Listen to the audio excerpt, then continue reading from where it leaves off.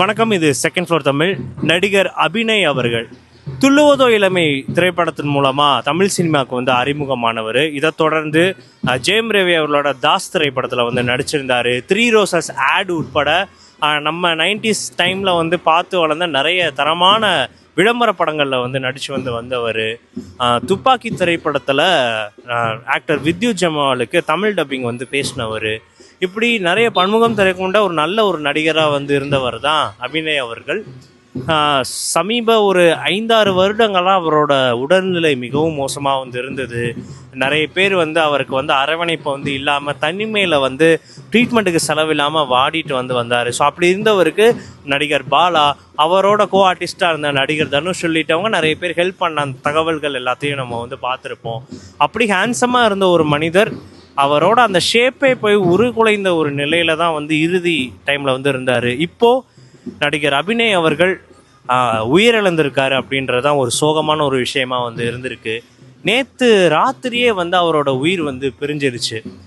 கல்லீரல் நோயால் குறிப்பாக வந்து சொல்லணும்னா லிவர் சைக்காசிஸ் அப்படின்னு அழைக்கக்கூடிய ஒரு கொடிய நோயால் ரொம்ப வருடங்களாக அவரோட உடல்நிலை ரொம்ப சோகமாக போராடிட்டு வந்த நிலையில் நேற்று இரவு அவர் தூங்கிட்டு இருந்த சமயத்திலே அவரோட உயிர் வந்து போயிருக்கு. இந்த லிவர் சைக்காசிஸ் நோயினால் அவர் வந்து ரொம்ப வருஷமாக வந்து போராடிட்டு இருந்திருக்காரு. இதிலேருந்து அவர் வந்து மீளணும் அப்படின்னா குறைஞ்சபட்சம் அவருக்கு வந்து அந்த லிவர் டிரான்ஸ்பிளான்டேஷன் ப்ராசஸ் வந்து பண்ணியாகணும். ஸோ கிட்டத்தட்ட அந்த லிவர் டிரான்ஸ்பிளான்டேஷன் பண்ணுற அளவுக்கு அந்த நேரத்தை வந்து நெருங்கிட்டார். இவருக்கான டோனருமே வந்து இவர் கிடைக்கக்கூடிய அந்த சூழ்நிலையில் அந்த மாதங்கள் நெருங்கி வந்த நிலையில தான் ஒரு வார காலமாக கொஞ்சம் இந்த அதிகப்படியான இந்த மூச்சு விட முடியாமல் அந்த மூச்சுத்திணறல் பிரச்சனையில் வந்து அபிநய் வந்து இருந்திருக்காரு. அவர் கூட இருந்த அந்த பசங்க எல்லாருமே வந்து இதை நோட் வந்து பண்ணியிருக்காங்க. பட் இது ஒரு 1 hour அந்த மாதிரி அவர் மூச்சுத்திணறலை கஷ்டப்பட்டாலும் அதுக்கப்புறம் வந்து சரியாயிருவார். பட் நேற்று திடீர்னு அவரோட உயிர் வந்து பிரிய வந்து பட்டிருக்கு. ஸோ அவரோட அந்த ஹவுஸ் ஓனர் தான் பார்த்துட்டு வந்து எல்லாருக்குமே தகவல் வந்து சொல்லியிருக்காரு. ரொம்ப சோகமான ஒரு விஷயம் வந்து என்ன அப்படின்னா, ஆக்டர் அபிநய் அவர்களோட அந்த கடைசி தருவாயில் அவரோட கூட யாருமே வந்து இல்லை. இன்னும் வேதனை அளிக்கக்கூடிய ஒரு விஷயமான காட்சிகள் வந்து என்ன அப்படின்னு பார்த்தா, அவரோட அந்த இறுதி சடங்கு அந்த இடத்துல கூட அவங்களோட சொந்தக்காரங்க யாருமே வந்து இல்லாமல் இந்த இடமே வெறிச்சோடி இருக்கிறது தான் ரொம்பவே வேதனையான ஒரு விஷயமா வந்து இருக்குது. ஆக்சுவலாக இவர் அது டெத் ஆன உடனே காவல்துறையினர் மூலமாக வந்து சினிமாவில் இருக்கக்கூடிய நிறைய பேருக்கு தகவல் வந்து போயிருக்கு. தென்னிந்திய நடிகர் சங்கம் தான் அபிநய் அவர்கள் இதில் உறுப்பினராக இருக்கிற காரணத்தினால அவங்க ஒரு தார்மீகமாக பொறுப்பெடுத்துட்டு அவங்கெல்லாம் வந்து பார்த்துருக்காங்க. தென்னிந்திய நடிகர் சங்கத்தில் இருக்கக்கூடிய பூச்சியப்பன் அவர்களோட தலைமையில் தான் இது வந்து நடக்க வந்து பட்டிருக்கு. பட் அப்படி வந்து இருந்தும் தென்னிந்திய நடிகர் சங்கம் மூலமாக அவங்களோட அபிநய் அவர்களோட உறவினர்களுக்கு அவங்க வந்து பயங்கரமாக வந்து தொடர்பு வந்து கொள்ள ட்ரை பண்ணியிருக்காங்க. பட் யாரையுமே ரீச் அவுட் பண்ண வந்து முடியலை. ஒரு நல்ல ஒரு நடிகராக வந்து இருந்தவர் அவரோட இறுதி டைமில் அவரோட இறுதி சடங்கு அந்த இடத்துல யாருமே வந்து இல்லாமல் அவரோட உறவினர்கள் யாருமே ஒருத்தர் கூட வந்து ப்ரெசண்ட் ஆகாமல் இருக்கிற அந்த ஒரு சோகமான ஒரு நிலைமையை வந்து ஏற்றுக்கவே வந்து முடியலை. பார்க்குறப்ப சினிமாவை சேர்ந்தவங்க அவருக்கு ரொம்பவே நெருக்கமாக இருக்கிறவங்க நடிகர் பாலா வந்துட்டார். அவரை வந்து அப்பேர் ஆகி அவரை வந்து பண்ணியிருக்காரு. தனுஷ் அவரோட இரங்கலை வந்து தெரிவிச்சிருக்காரு.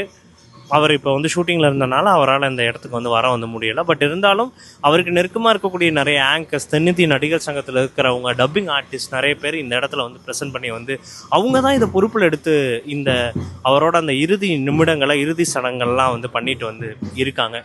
ரொம்பவே சோகமான ஒரு விஷயமா தான் அவர் வந்து இருக்குது. ஒரு நல்ல ஹேண்ட்ஸமான ஒரு ஆர்டிஸ்டாக வந்து இருந்தவர் அவரோட அந்த இறுதி நொடிகளில் யாருமே அந்த இடத்துல வந்து ப்ரெசன்ட் இல்லாமல் கேட்பாரின்றி வந்து இருக்காரு அப்படின்றது தான் மனசுக்கு ரொம்பவே வேதனை அளிக்கக்கூடிய ஒரு விஷயமாவே வந்து இருக்கு. இப்போ அவர் கூட கடைசி டைமில் இருந்தவங்கெல்லாம் எப்படி வந்து அவர் அந்த லாஸ்ட் டைம் பிரீத்தை வந்து எப்படி வந்து ஃபீல் பண்ணியிருக்காங்க, எந்த அளவுக்கு அவர் கஷ்டப்பட்டிருக்காரு அப்படின்றத நம்ம கேட்டு வந்து தெரிஞ்சுக்கலாம். ஆக்சுவலாக இங்கே பத்திரிகையாளர்கள் எல்லாத்துக்கும் ரொம்ப நன்றி. எல்லாரும் இங்கே வந்ததுக்கு. அட்லீஸ்ட் நீங்களாச்சும் வந்திருக்கீங்க, அது ஒரு எல்லா மன திருப்தியாக இருக்கும், ஆத்மா சாந்தி அடையும். ரொம்ப தேங்க்ஸ் பாலாவுக்கு. கூடயே இருக்கான், கூடயே பிறந்த மாதிரி. எவ்வளோ பண்ணியிருக்கான், எவ்வளோ ஒர்க்கை பண்ணிகிட்ருக்கான். கண்டிப்பாக என்னால் முடிஞ்ச வரைக்கும் நானும் பாலாவோட சேர்ந்து ஃபுல்லாக எல்லாமே நம்ம பார்த்துக்கலாம். கண்டிப்பாக நல்ல மனிதன். ஒரு நடிகன் வந்து அனாதையாக போகக்கூடாது. அதனால தான் குடும்பத்தில் ஒருத்தனா நான் வந்தேன். மிச்ச நடிகர்கள் சார்பாகவும் ஸோ அவனுக்கு என்னோட இரங்கலை தெரிவிச்சுக்கிறேன். கிட்டத்தட்ட 20-25 வருஷமா திரைத்துறையில் இருக்கவர் பல படங்களில் துணை நடிகராகவும் நடிச்சிருக்காரு, டப்பிங் ஆர்டிஸ்டாகவும் ஒர்க் பண்ணியிருக்காரு. ஆனால் அவருடைய இறுதி மரியாதைக்கு கூட பெரிதளவில் நடிகர்களோ திரைத்துறை சார்ந்தவர்களோ கலந்து கொள்ளலை அப்படின்றது. அவருடைய அந்த வட்டத்துக்குள்ளே இருக்கிற அவருடைய நண்பர்கள், திரைத்துறையில் இருக்கிற நண்பர்கள் மட்டும்தான் கலந்து, பெரிய அளவில் யாருமே வரல. இல்லை, இன்றைக்கி இல்லை ஒரு ப்ராக்டிக்கல் விஷயம் இருக்குது. இன்றைக்கி எனக்கு ஷூட்டிங் இல்லை, வீட்டில் இருந்தேன். நியூஸ் கேள்விப்பட்டோடனே முடிச்சுட்டு வந்தேன் நான். அது மாதிரி சில பேர் வந்து கமிட்மெண்ட்டில் இருப்பாங்க, அது வர முடியாது. கண்டிப்பாக ஃப்ரீயாக இருந்தால் வரணும். ஒரு கலைஞன், நம்ம சக நடிகன் கண்டிப்பாக வரணும். அதுக்கு ஒரு முக்கியத்துவம் கொடுத்து வரணும். இது சிறிய நடிகரா பெரிய நடிகரா அப்படின்னு கிடையாது. அப்படி பார்த்தா ஒரு மிகப்பெரிய நடிகைங்க அவங்களுக்கு வந்து யாருமே வராமல் அந்த காலத்திலே நடந்திருக்கு. ஸோ இனிமேல் வரக்கூடிய காலங்களில் வந்து நம்ம உண்மையிலேயே அந்த டைம் நம்ம ஃப்ரீயாக இருந்தால் கண்டிப்பாக வரணும். ஃப்ரீன்னு சொல்லக்கூடாது. இது இந்த நிகழ்ச்சிக்கு இந்த இதுக்கு வரலைன்னா அப்புறம் வேறு எதுக்கு வர்றது? கல்யாணத்துக்கு கூட போகாமல் இருந்துடலாம், இறப்புக்கு வராமல் இருக்கக்கூடாது. ஸோ என்னோட இது. ஓகே, அவன் ஆத்மா சாந்தி அடையணும். அவன் பாவம் வேற ரொம்ப கஷ்டப்பட்டுட்டான் லைஃப்பில். அதே மாதிரி வந்து ஆரம்பத்துலேருந்து அவருக்கு உடல்நிலை சரியில்லைன்னு சொல்லி பல நடிகர்கள்ட்டையும் சரி திரைத்துறையில் இருக்கவங்கள்ட்ட உதவி கேட்டுட்டு வந்தார். என்னோட உடல்நிலை ரொம்ப மோசமாக இருக்குது, நிறைய பேட்டிகள் எல்லாத்தையுமே கொடுத்துருந்தாரு. இந்த சங்கங்கள், நடிகர் சங்கங்களோ இல்லை இருக்க சங்கங்களோ இல்லை பெரிய நடிகர்களோ யாராவது அவருடைய உடல்நிலை சரி பண்ணுறதுக்கு கொஞ்சம் பண உதவியோ அதை பண்ணியிருந்தா கொஞ்சம் நல்லா. இல்லை, ஜென்ரலாக இப்போ ப்ரொடியூசர் கவுன்சிலில் நான் இருந்திருக்கேன், துணைத் தலைவராக இருந்திருக்கேன். அப்போது வந்து இன்சூரன்ஸ் இருக்கிறனால எவ்வளோ பேரை காப்பாற்றிருக்கோம். ப்ரொடியூசர் கவுன்சில் அது மாதிரி நடிகர் சங்கத்திலே இன்சூரன்ஸ் எல்லாம் இருக்குது. இவர் எப்படி இன்சூரன்ஸ் போட்டிருந்தாரா வச்சாரா என்னன்னா, அவர் நடிகர் சங்கத்தில் உறுப்பினர் கிடையாது. இருக்கும், நடிகர் சங்கத்தில் உறுப்பினர் கிடையாது. ரெண்டாவது, ஏகப்பட்ட நடிகர்கள் இடையில தனுஷ் சார் வரைக்கும் எல்லாருமே ஹெல்ப் பண்ணியிருக்காங்க. ஆனால் அவர் உடல்நிலையில் அவ்வளோ முன்னேற்றம் அடையலை.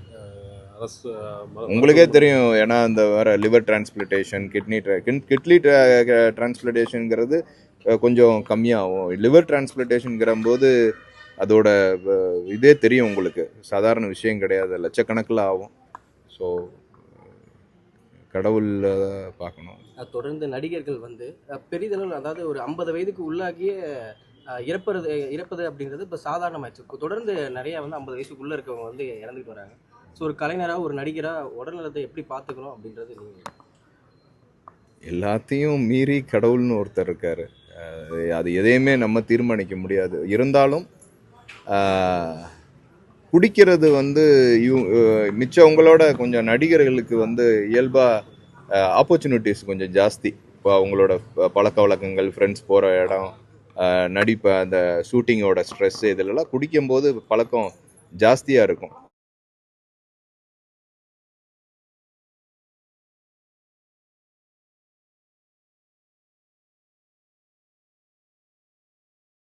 அதாவது இப்போ எப்பயாச்சும் அக்கேஷனாக வேணால் இது பண்ணால் ஆரியாவோ எல்லாமே வந்து ஃபிட்னஸ், இப்போ நல்லா ஃபுல்லாக ஒர்க் அவுட், அந்த மாதிரி ஃபோக்கஸ் ஜாஸ்தியாக இருக்கும்.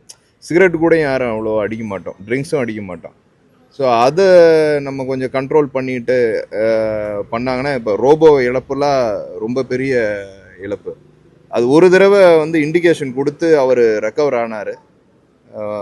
எனக்கு அடுத்த தடவை தெரியலை என்ன நடந்துச்சுன்னு தெரியல. பட் முடிஞ்ச அளவுக்கு நடிகர்கள் எல்லாமே நடிகரின்னு கிடையாது, கொஞ்சம் இந்த தேவையில்லாத இந்த ட்ரக்ஸு, அதுக்கப்புறம் இந்த ட்ரிங்க்ஸ், இந்த மாதிரி விஷயங்களில் கொஞ்சம் வந்து அவாய்ட் பண்ணுறது ரொம்ப நல்லது. ஏன்னா உடம்பு போச்சுன்னா திருப்பி வராது.